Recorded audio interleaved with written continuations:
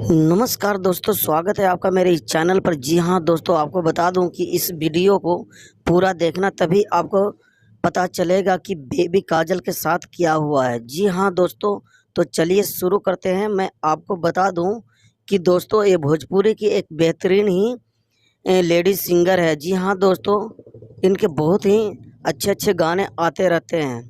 आपको ये भी बता दूं कि बेबी काजल अभी एक विवाद के घेरे में भी आई थी। जी हाँ दोस्तों, उसमें इनको कुछ लोगों ने बदनाम किया था। लेकिन दोस्तों आपको बता दूं कि ये एक बहुत ही भोली भाली और प्यारी सी सिंगर है और बहुत ही अच्छे अच्छे गाने गाते हैं और इनका अभी होली सॉन्ग का शूटिंग भी चल रहा है। दोस्तों आपके बीच में बहुत जल्द ही इनका होली वीडियो भी आ जाएगा।